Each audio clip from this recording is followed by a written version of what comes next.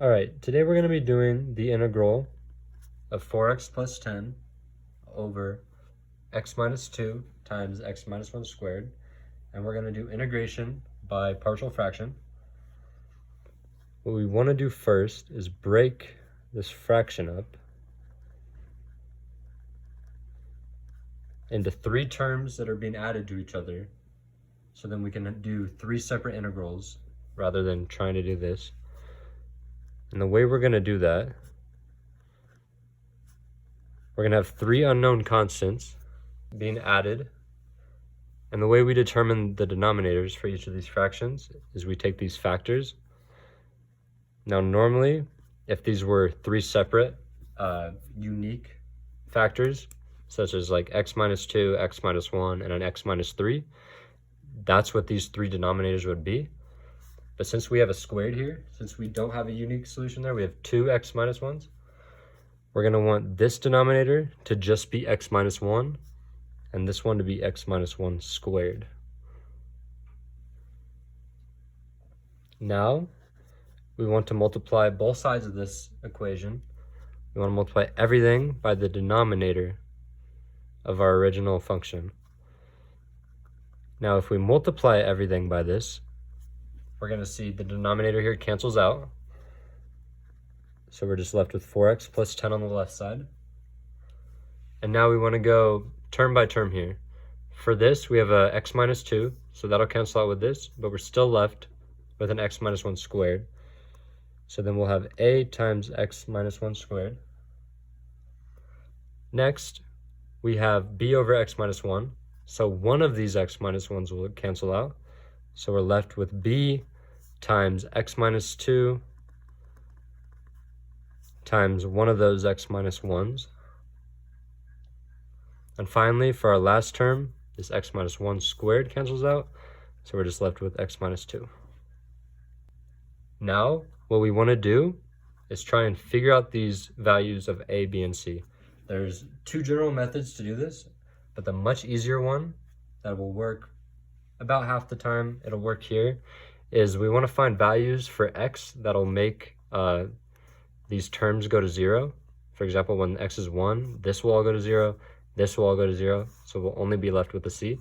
If x is 2, then this will all go to 0, this will all go to 0. We're only left with the a term. And then we can use those two terms to find out our final b. So we're going to do just that. When x is 1, our left side is 4 times 1 plus 10. So we have 14 equals 1 minus 1 here goes to 0. X minus 2 would be negative 1, but x minus 1 will go to 0. So both of these go to 0, and we're just left with a c times x minus 2. That's c times 1 minus 2. And from this, we can see c equals negative 14. Next, we want to use x equals 2. On the left side, we'll get 4 times 2 plus 10, which is 18. This right here becomes a times 2 minus 1 squared.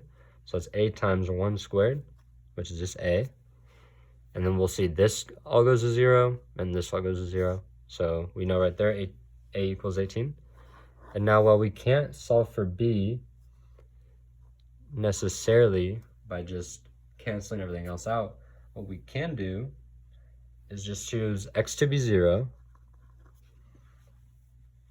And now, since we have values for c and a, we can plug those in to find b. So we get 18, right, because a, times 0 minus 1, so negative 1 squared, plus b, which we don't know, times 0 minus 2, times 0 minus 1. And then finally here, we're going to have a plus c, which is a negative 14, so minus 14, times 0 minus 2, so times negative 2. Oh, and sorry, all this is equal to 10, right? Since we need to plug in the 0 for this left side too. We get 4 times 0 plus 10. When we solve this, we're going to see we get 18 plus 2b plus 28 equals 10. 18 plus 28, that's 46. And then we subtract 46 on the other side.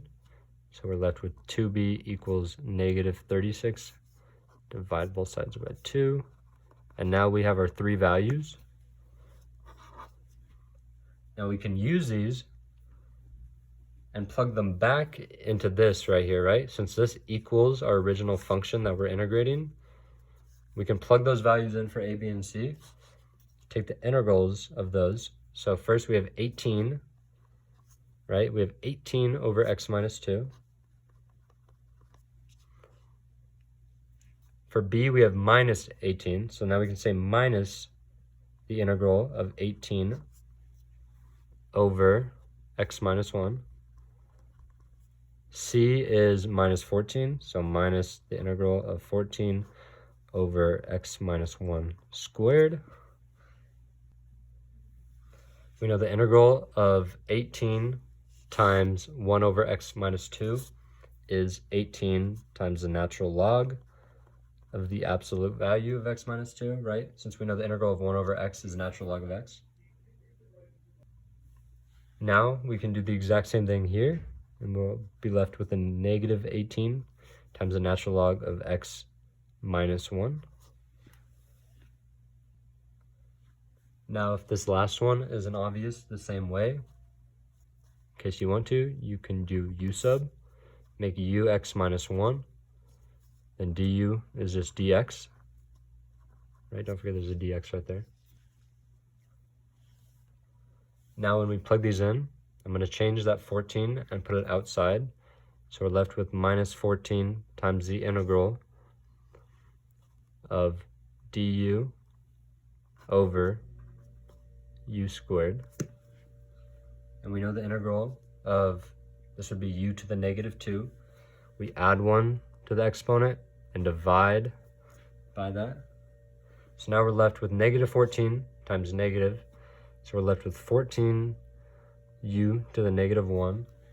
And we know u to the negative 1 is the same as x minus 1 to the negative 1. So now we know this is 14 over x minus 1. Since putting something to the power of negative 1 just makes it the fraction. So now we know our final term in here is 14 over x minus 1.